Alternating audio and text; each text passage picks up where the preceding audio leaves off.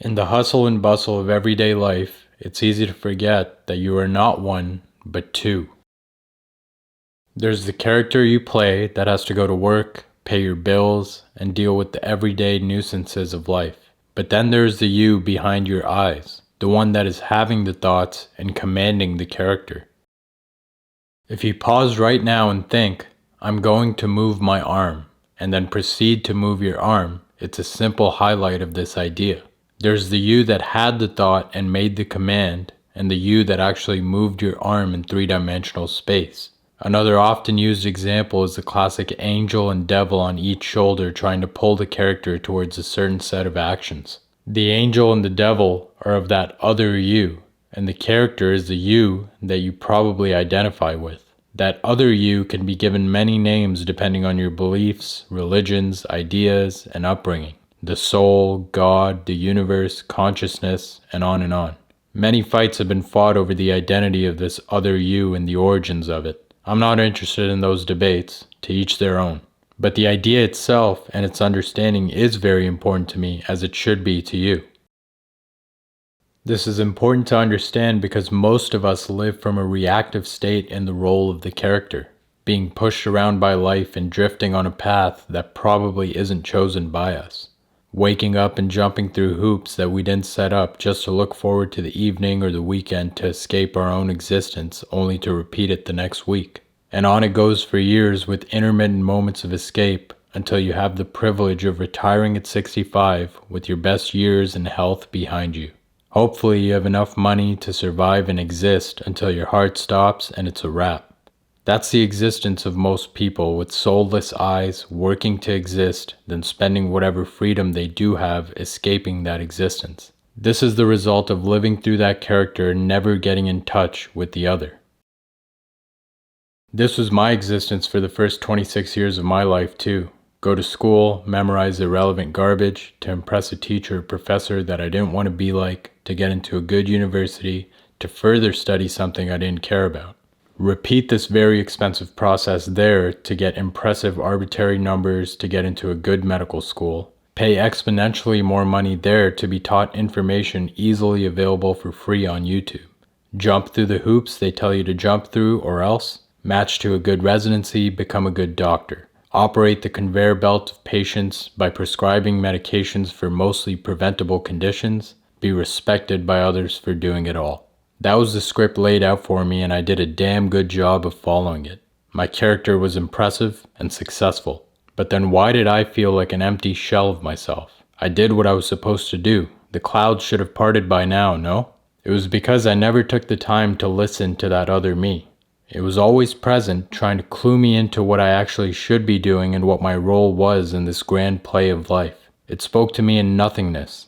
When I meditated, in the shower, a long embracing hug with a family member, in the middle of a deep belly laugh with a friend, on a long aimless drive in perfect weather with a slight breeze, standing atop a mountain in Banff, Alberta drinking tea. These moments of absolute presence and bliss is when the other speaks, usually through intuition. It guides you towards genuine interests and curiosities. It clues you towards what you should be doing and building ever so gently but never directly. There's a reason you feel off when you try to force something that is not for you.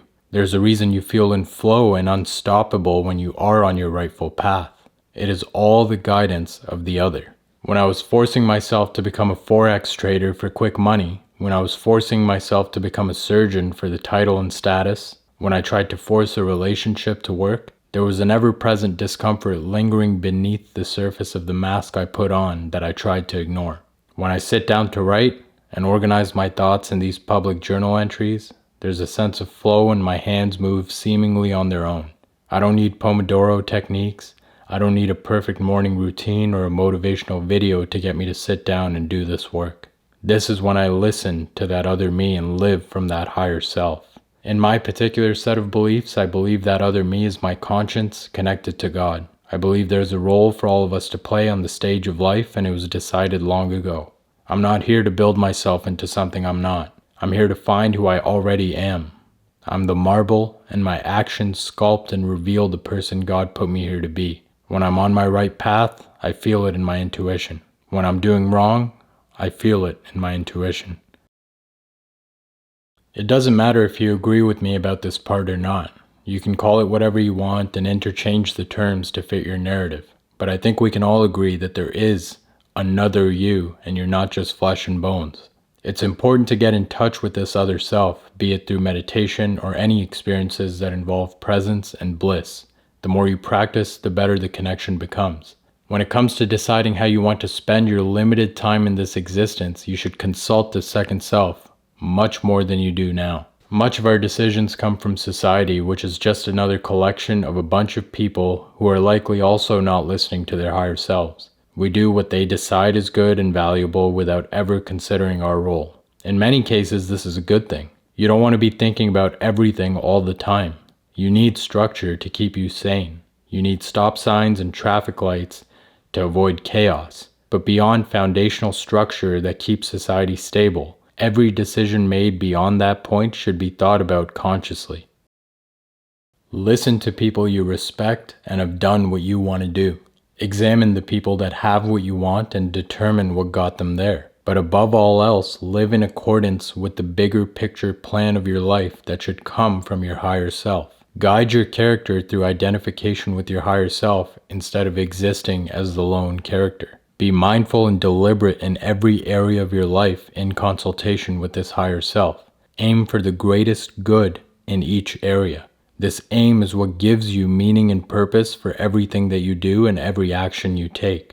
Instead of drifting through, jumping through hoops that weren't put up by you, take engaged action that you are deliberately taking with an end in mind. In consultation with my higher self, I wanted to build a life around creation, building, and autonomy over my time and activities. I wanted full freedom and ability to do what I want with my time. I wanted to provide value and advance consciousness in my own way using the abilities and experiences I have and be paid handsomely for it. None of the above were possible through the path that my character self was mindlessly on. I talked about what truly woke me up and caused me to live in line with my higher self in another post, and I'll link it below. It took 26 years, but boy am I glad that I live from this other self now. I encourage you to do the same, one step at a time.